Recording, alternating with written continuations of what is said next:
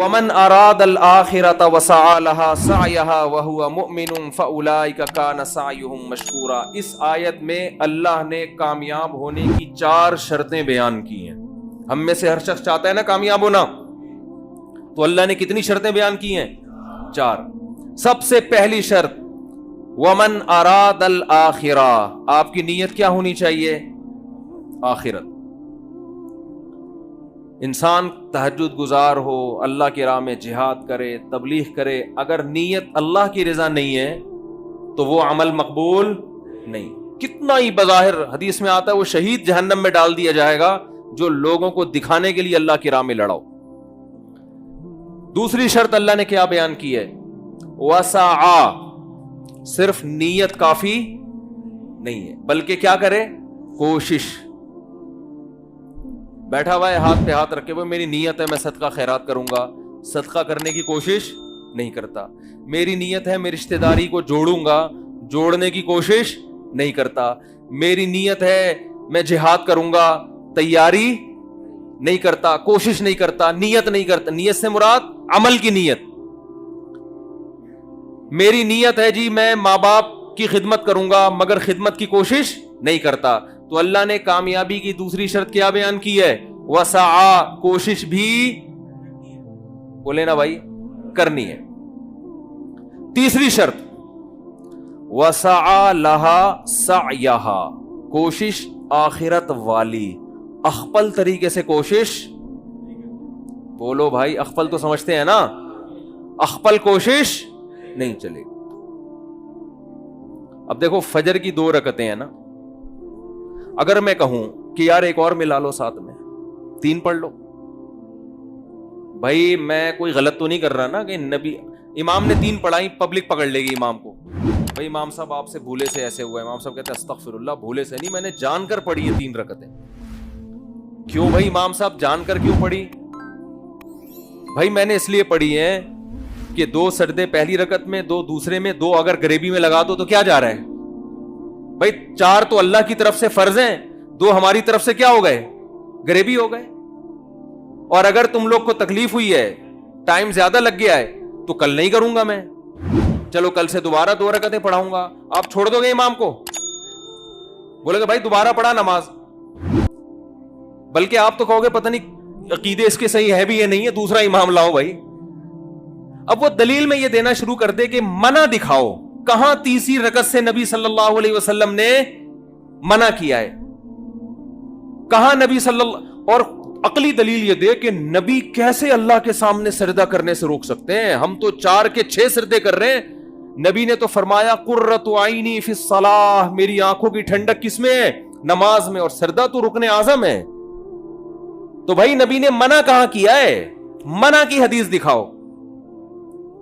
جتنے مرضی دلائل کے زمین آسمان کے قلابے ملا دے, میرا خیال ہے کوئی گنوار سے گنوار دیہاتی 5ویں کلاس کا بچہ بھی اس کے دلائل سے متاثر نہیں ہوگا. بھائی نبی نے جب 2 پڑھے تو نبی سے آگے نکلنے کی کوشش کر رہا ہے. 2 رکعتیں پڑھی ہیں, عبادت توقیفی ہوتی ہے, اس میں اخپل طریقہ نہیں چلتا. یہاں تو میرے بھائی ہماری سمجھ میں یہ بات آتی ہے, بہت معذرت کے ساتھ, جب ہماری خاندانی رسومات اور ہماری بدعتیں ہمارے سامنے آ کے کھڑی ہوتی ہیں اور شریعت دوسری طرف, تو پھر ہمیں یہ حدیثیں اور یہ باتیں سمجھ میں نہیں آتی. وہاں ہم کہتے ہیں حرج کیا ہے. ایک صاحب نے مجھ سے پوچھا یہ وضو کی ہم اتنی دعائیں پڑھتے ہیں اور طواف میں عجیب عجیب دعائیں مشہور ہیں, طواف کی دعائیں جو ہے اگر ہم پڑھیں تو حرج کیا ہے؟ میں نے کہا حرج یہ ہے کہ جو چیز ثابت ہے وہ چھوٹ جائے گی آپ سے. جب بھی کوئی انسان ایک بدعت پر عمل کرتا ہے نا تو اللہ اس سے سنت چھین لیتے. ہمارے شیخ حضرت مفتی رشید احمد صاحب فرمایا کرتے تھے, بعض لوگ عملاً بدعتی ہوتے ہیں اور بعض مزاج کے بدعتی ہوتے ہیں. ان کو لگتا ہے کوئی چیز مارکیٹ میں نہیں آئے نا تو ان کو وہ والی چیز میں مزہ نہیں آتا جو ثابت شدہ ہو قرآن و سنت سے. تو قرآن نے کیا کہا ہے؟ وسعا لہا سعیہا. آپ کی اخپل کوشش بولو نہیں چلے. ساری رات انسان الٹا لٹک کے نماز پڑھتا رہے, ثواب ملے گا؟ بتاؤ سیدھے کھڑے ہو کے نماز پڑھنا زیادہ مشکل ہے الٹا لٹک کے؟ محنت زیادہ کون کر رہا ہے؟ سعی کوشش تو وہ کر رہا ہے جو الٹے لٹک کے پڑھ رہا ہے. لیکن نماز کس کی ہوگی؟ جو تمیز سے سیدھا کھڑا ہو کے نماز پڑھ رہا ہے. تو ابھی کسی خاتون کا تھوڑی دیر پہلے فون آیا کہ میرے ابا کا انتقال ہو گیا تھا, ہم ہر جمعرات کو ان کے لیے کچھ لوگوں کو جمع کرتے ہیں, دعا ہوتی ہے. ہمارے جو پشاور سے تعلق رکھنے والے بھائی ہیں, پشاور والے بھائیوں کو بولتے ہوئے اتنا ڈر لگتا ہے کہ مجھے, یعنی کیونکہ ہمارے جو پشتون بھائی ہیں نا یہ غیرت میں بہت آگے ہیں. 100 دفعہ سوچنا پڑتا ہے کوئی زبان میں ذرا سی بھی دائیں بائیں کچھ لڑک گئی تو بھائی ہماری خیر نہیں ہے. مہمان نواز بھی بہت ہیں, بہادر بھی بہت ہے, لیکن بہت حساس بہت زیادہ. پشاور میں کے پی کے میں بہت معذرت کے ساتھ عادت ہے, کوئی مر جائے نا تو جو تعزیتی پروگرام چلتے ہیں, رشتہ دار کہتا ہے جو میت کا بیٹا, کاش میں مر جاتا اور ابا یہ ذمہ داری مہمانوں کو نمٹانے کی سنبھال لیتے. یہ حالت ہو جاتی ہے. یعنی ان کا یہ ہوتا ہے, سب کی بات نہیں کر رہا بھائی, جو بیان سن رہے ہیں ان کے علاوہ کی, بندہ مر جائے نا جو تمبو لگنے کے بعد تعزیتی پروگرام, پھر قرآن خوانیاں, پھر دیگیں, پھر جو آ رہا ہے اس کو چائے, پھر ایک رسم ہے جو آ رہا ہے دعائے خیر اللہ تعالیٰ مغفرت نہ دے وغیرہ وغیرہ, پوری لمبی دعا. جو بھی آئے گا سب نے ہاتھ اٹھانا ہے. ہاتھ نہ اٹھائیں تو اس بات کا خطرہ ہے جہاں جنازہ لیٹا ہوا ہے تھوڑی دیر میں آپ بھی وہی لیٹ. میرا اندرون سندھ دورہ ہوا, مجھے نہیں پتا تھا ان کے یہاں میت بھی ہو گئی ہے, تو اور میت ہوئے ہوئے بھی کئی دن ہو چکے تھے. میں وہاں گیا, میں تو سندھی حضرات تھے بڑے محبت کرنے والے, بیان سن رہے ہوں تو بھائی معذرت. تو ان کے کہیں والد صاحب کا 30-40 دن پہلے انتقال ہو گیا تھا. اب جو بھی آ رہا ہے نا 30-40 دن کے بعد بھی کیا کر رہا ہے, ہاتھ اٹھا کے دعا. مجھے پتا تھا یہ ان کی رسم ہے, جو نہ مانگے نا اس کو چھوڑتے نہیں ہے. یہ 3 دن ویسے ہی تعزیت, اتنا لمبا غم کو کھینچنا شریعت میں ویسے بھی نہیں ہے نا. میں نے ارادہ کر لیا, میں نے کہا میں بس اخپل طریقے سے دعا مانگوں گا, ہاتھ نہیں اٹھاؤں گا. میں نے ان سے کہا, انہوں نے مجھے کہا وہ ہمارے ابا کا بھی انتقال ہو گیا تھا, ذرا دعا کر دیں. میں نے کہا دل سے دعائے اللہ ان کی مغفرت فرمائے, ان کے درجات کو بلند فرمائے, ان کو ترقیاں. اتنی میں نے اپنے ابا کے لیے شاید دعا نہیں مانگی ہوگی جتنے ہاتھ اٹھائے بغیر ان کے ابا کے لیے دعا مانگی. انہوں نے کہا ہاتھ اٹھا کے ہو جائے. میں نے کہا بس یہ ہو گئی, بس اتنا کافی ہے. نہیں جی ہاتھ اٹھا کے ہو جائے. میں نے کہا ہو گئی نا دعا, دل سے دعا مانگی. تو کہہ رہے ہیں آپ ہاتھ کیوں نہیں اٹھا رہے؟ میں نے کہا دیکھو سب اٹھاتے ہیں, یہ ضروری سمجھ لیا ہے, کوئی چیز اپنے اوپر مسلط نہ کرو, ہنسی خوشی زندگی گزارو, جو زندہ ہیں ان کی بھی فکر کرو نا, کچھ ان کو ٹینشن نہ دو.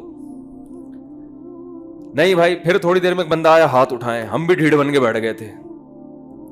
پھر کیا ہوا جی, کھانا تھا, کھانے کے بعد ان کے دفتر میں گئے, کوئی ان کا افتتاح تھا, پھر انہوں نے کہا ہاتھ اٹھائے. میں نے کہا اللہ اس سے زیادہ میرے بس میں, یہ پکڑ کے مجھے ماریں گے. پھر میں نے ہاتھ اٹھا لیا, میں نے کہا اللہ میں تو چاہ رہا تھا لیکن یہ جبر میں آ جاتا ہے, اس سے زیادہ میرے بس میں نہیں ہے. تو بھائی کیوں جو چیز شریعت سے ثابت نہیں ہے اس کے پیچھے کیوں اتنا پڑ جاتے؟ عربوں میں میتیں ہوتی ہیں, کتنے آرام سے انسان ہنستا کھیلتا دنیا سے جاتا ہے, اور کوئی قرآن خوانیاں نہیں ہوتی اس کے لیے, کوئی بڑے بڑے پروگرام نہیں ہوتے. ما تعالی الایمان ما قدر اللہ. عربوں کی زبان پہ 2 جملے ہوتے ہیں, ما قدر اللہ جو اللہ نے مقدر کیا, ما تعالی الایمان خوشی کی بات ہے ایمان پر گیا. دعا کرتے رہتے ہیں بیٹھ کے اس کے لیے. ہمارے ہاں کیا پروگرام, تمبو لگتے ہیں, وہ آ رہا ہے, پھر جا رہا ہے کوئی, پھر وہ جو بیچارے جو پیچھے لواحقین ہیں, مجھے خود کے پی کے سے فون آتے ہیں, کہتے ہیں ہمارے ہاں مفتی صاحب میت ہو جائے اتنا. تو ایمان کے بغیر کوئی نیکی مقبول نہیں ہے. مجھ سے لوگ اکثر پوچھتے ہیں یہ اتنے بڑے بڑے سائنسدان تھے, انہوں نے انسانیت کی اتنی خدمت کی ہے, اور آپ کہتے ہو یہ جنت میں نہیں جائیں گے, تو ان کو کوئی آخرت میں بدلہ نہیں ملے گا, ایسا کیوں ہے بھائی؟ اسلام ایسا سخت نظریہ کیوں سکھاتا ہے؟ میں ان سے کہتا ہوں دیکھو ان بڑے بڑے سائنسدانوں نے آپ کی خدمت کی, جس کی وجہ سے آپ کو ان سے اتنی محبت کہ آپ کو ان کا جنت میں نہ جانا اور جہنم میں جانا برا لگ رہا ہے. تو جس اللہ نے ان پر اتنے احسانات کیے تو اس اللہ سے ان کو تعلق کیوں نہیں تھا؟ آپ کو ان کے ایڈیسن نے بلب ایجاد کر لیا، ایک بلب دیا ہے اس نے. اب ہمارے یونیورسٹی کے طلبہ چاہتے ہیں جہنم میں نہ جائے، ہم بھی چاہتے ہیں نہ جائے، تو بھائی اگر نہ جائے تو ہمیں کیا ہو، لیکن اللہ کہہ رہا ہے کہ نہیں، اگر اس تک اسلام کی دعوت پہنچی تھی، عقیدہ توحید اس تک پہنچا اور اس نے عقیدہ توحید پر ایمان نہیں لایا، اللہ نہیں معاف کرے گا، یہ قرآن کا فیصلہ ہے. اب ہمارے جو یونیورسٹی کے لوگ ہیں نا، ان کو بڑے اشکالات ہوتے ہیں، اور اتنی انسانیت کی خدمت کی، بلب بنا کے چلا گیا. وہ بلب کیا کیا کر رہا ہے آپ دیکھو، وہ بلب جناب روشنی کا کام بھی کر رہا ہے، بیکری کے کیکوں کو بھی کیا کر رہا ہے، تازہ رکھ رہا ہے نا. پتہ نہیں لگتے ہیں، پہلے تو وہ کیک کو گرم کرنے کے لیے بلب لگایا کرتے تھے. تو کتنی خدمت کر کے چلا گیا وہ، اور یہ مسلمان لوگ کہتے ہیں کہ وہ جنت میں نہیں جائے گا. تو بھائی اس نے ایک بلب دے کر آپ پر احسان کیا، اور آپ کو اس کا جنت میں، اس کا جہنم میں جاتے ہوئے ترس آ رہا ہے کیونکہ آپ کا محسن ہے. تو جس خدا نے سورج دیا، چاند دیے، جس خدا نے ایڈیسن کو پیدا کیا، جس خدا نے اتنے بڑے بڑے ان لکم فی الانعام لعبرا نسقیکم مما فی بطونہ من بین فرث ودم لبنا خالصا سائغا للشاربین. قرآن کہتا ہے سوکھا چارہ ہم ان جانوروں کو کھلاتے ہیں، سوکھے چارے کو تم رگڑ کے دیکھو تیل کا ایک قطرہ نہیں نکلے گا، لیکن اس جانور کو کھلاتے کیسا چکنا گاڑا دودھ اس سوکھی گھاس سے اللہ نکال کے دکھاتا ہے. اور اس خالصاً فرمایا کہ نہ اس میں گوبر کی بدبو نہ خون کی بدبو.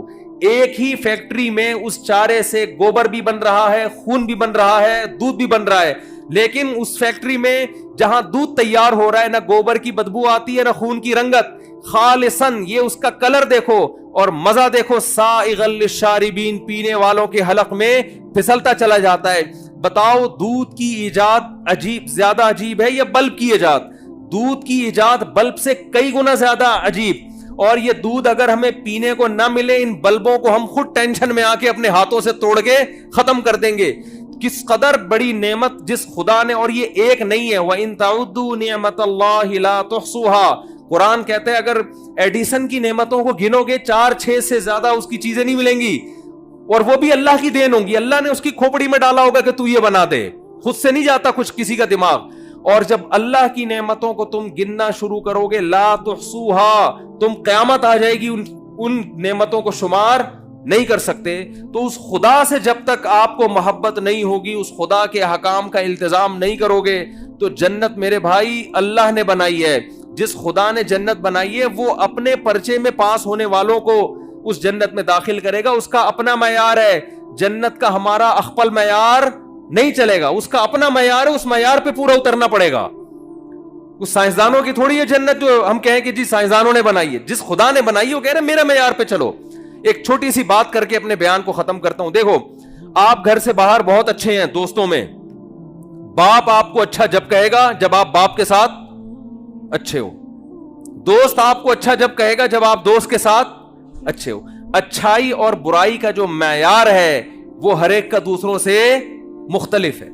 بیوی آپ کو اچھا جب کہے گی جب آپ، جو بیویاں میرا بیان نہیں سن رہی ان کی بات کر رہا ہوں، جو خواتین یعنی لوگوں کی جو بیویاں، آپ کا پتہ نہیں کتنی بیویاں مولوی صاحب نے رکھی ہوئی ہیں، تو لوگوں کی بات کر رہا ہوں کہ عورت اس شوہر کو اچھا کہے گی جو پوری توجہ کس کو دے، بیوی کو. لیکن ساس اس شوہر کو اچھا، اس بیٹے کو اچھا کہے گی جو پوری توجہ کس کو دے.